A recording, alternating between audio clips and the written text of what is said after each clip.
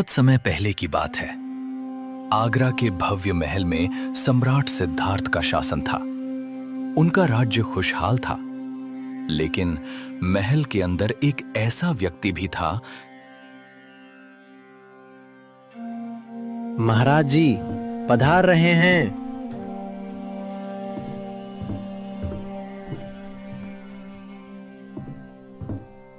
बैठ जाइए।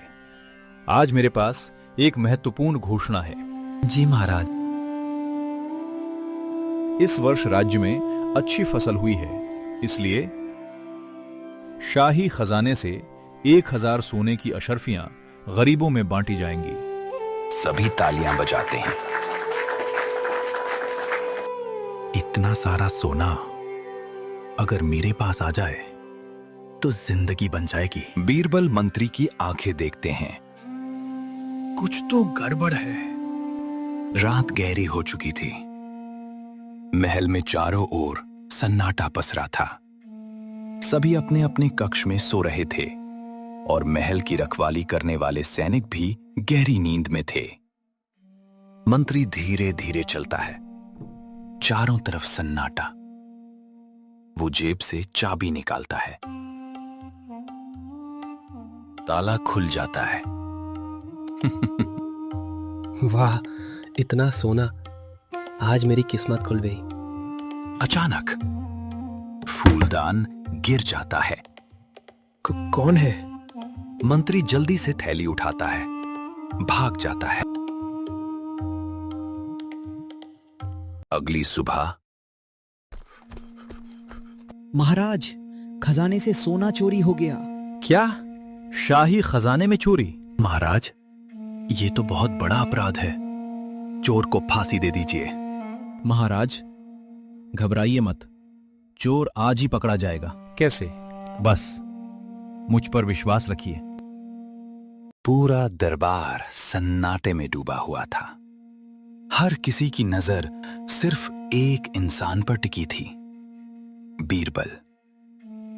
राजा भी जानना चाहते थे कि आखिर बिना किसी सबूत के चोर को कैसे पकड़ा जाएगा।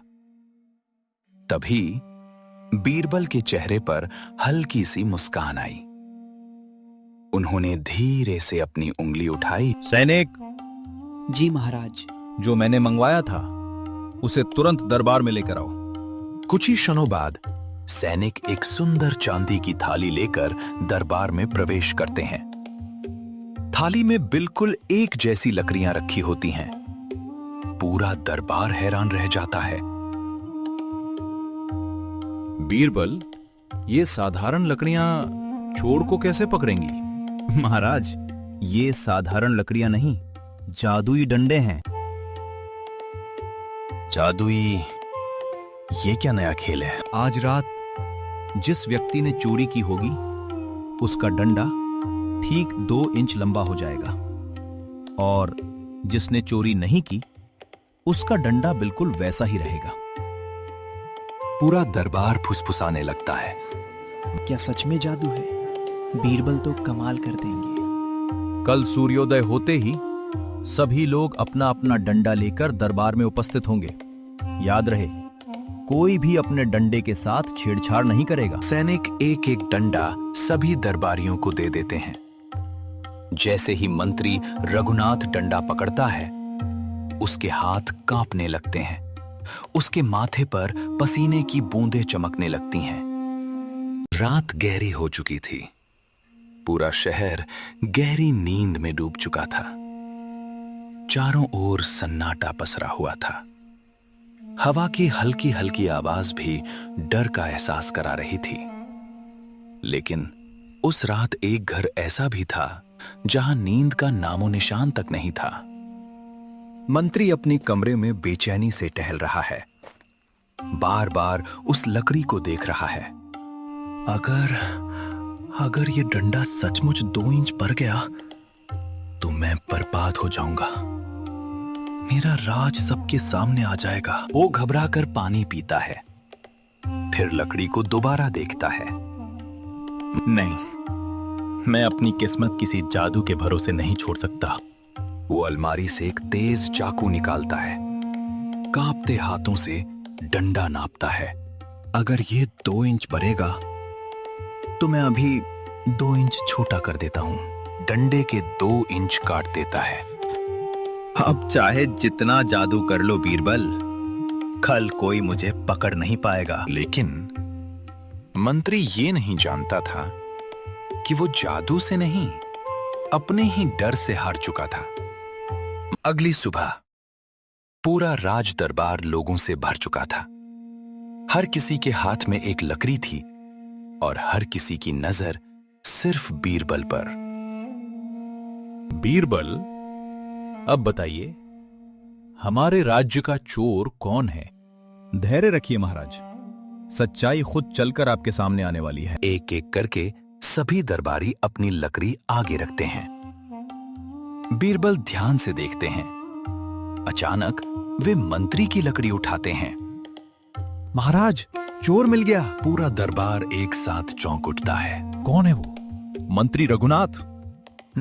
नहीं महाराज, मैं निर्दोष हूं। अगर तुम निर्दोष होते तो तुम्हारा डंडा बाकी सबकी तरह बराबर होता। मैंने तो सिर्फ इतना कहा था कि डंडा बढ़ जाएगा, लेकिन डर ने तुम्हें मजबूर कर दिया कि तुम खुद ही उसे काट दो।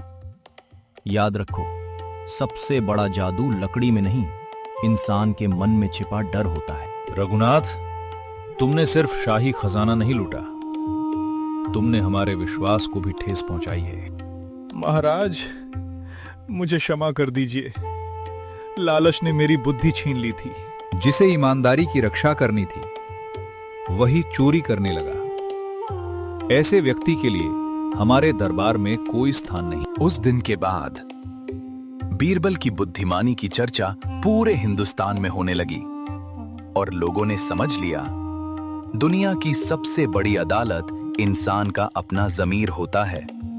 उससे कोई नहीं बच सकता। अगर आपको ये कहानी पसंद आई हो तो वीडियो को लाइक करें, अपने दोस्तों और परिवार के साथ शेयर करें। ऐसे ही रोमांचक और ज्ञानवर्धक राजा बीरबल की कहानियां देखने के लिए हमारे चैनल को अभी सब्सक्राइब करें और नोटिफिकेशन बेल को जरूर ऑन करें।